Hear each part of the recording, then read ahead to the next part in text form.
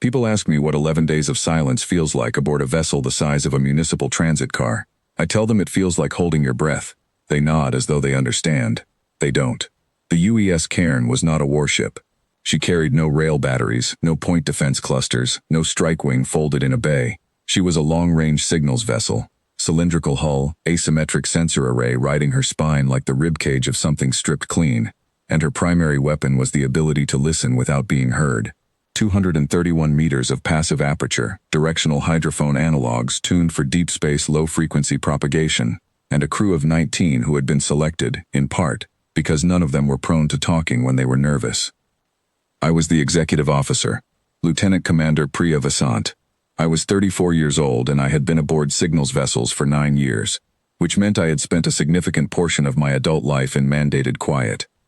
Our orders were straightforward. A survey drone had logged a repeating low-frequency signal at bearing 274 from Waypoint Corridor 7, a transit lane used occasionally by independent prospectors and nobody else. The signal had a period of exactly 41 minutes, and had been cycling for an estimated 4,000 years, which was longer than the transit lane had been charted, longer than humanity had been in space, and longer, by a factor of roughly 6, than the oldest confirmed sapient civilization in the known catalog.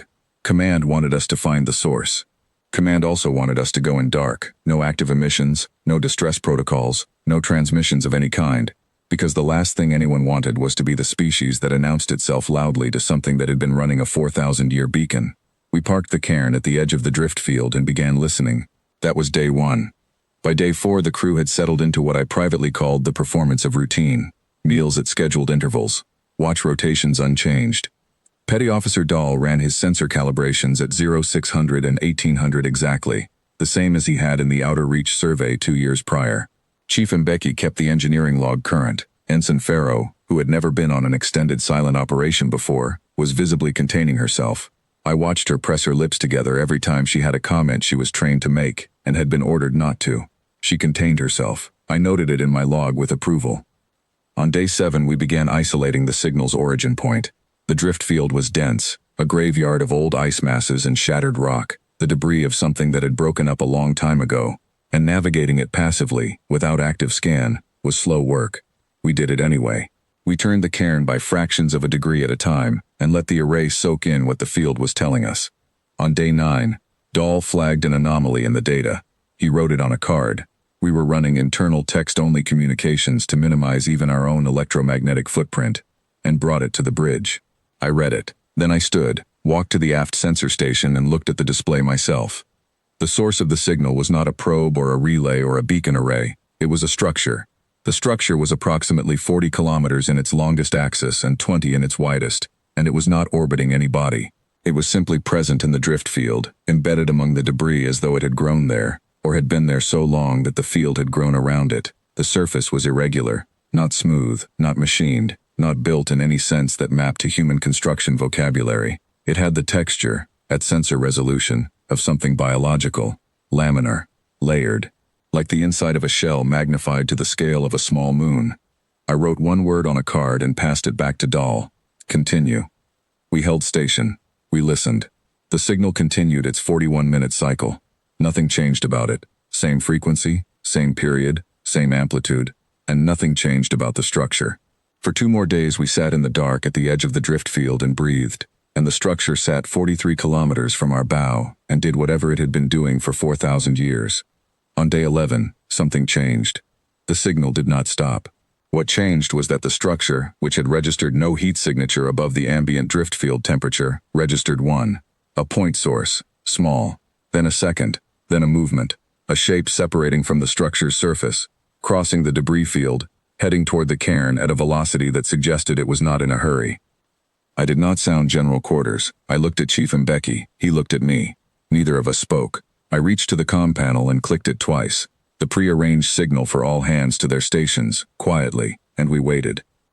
The probe, I call it that for lack of a better word because it was clearly sent rather than autonomous, was roughly 6 meters in diameter and roughly spherical, and it moved in a way that living things move, rather than in the way machines move, with corrections, with attention, as though it was making decisions as it went. It crossed the distance between the structure and our hull, and then it stopped, 4 meters off our portside sensor array, and it looked at us. I know that is not a precise description. It had no eyes, as far as we could determine. But it was oriented toward us, and it was paying attention, and the distinction between those two things and looking felt like a distinction without a difference. It stayed there for 6 hours. During those 6 hours, the Cairn did what it had been doing for 11 days. Nothing. We held our position. We ran no active emissions. We transmitted nothing. We did not paint it with targeting sensors. We did not alter our drift compensation profile in any way that would suggest we were preparing to maneuver. Ensign Farrow sat at her station, and her hands were flat on the console, and her breathing was controlled.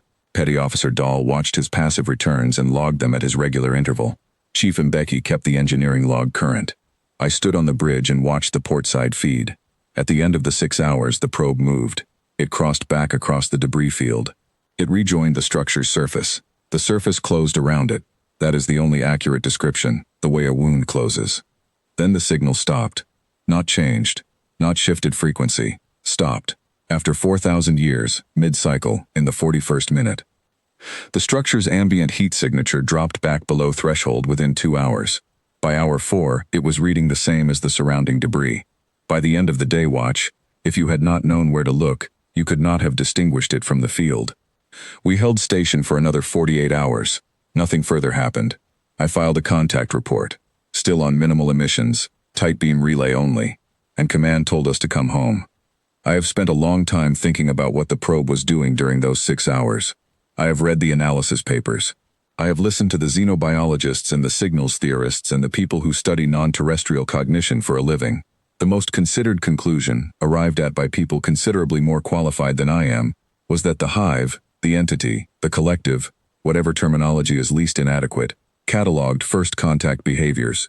That was how it understood a species. The first thing a civilization transmitted when it became aware of a presence larger than itself, told the hive what kind of thing that civilization was, whether it fled, whether it called for help, whether it announced itself, whether it displayed weapons, whether it tried to communicate. Those responses formed a pattern, and the pattern formed a category, and the category told the hive what it was dealing with.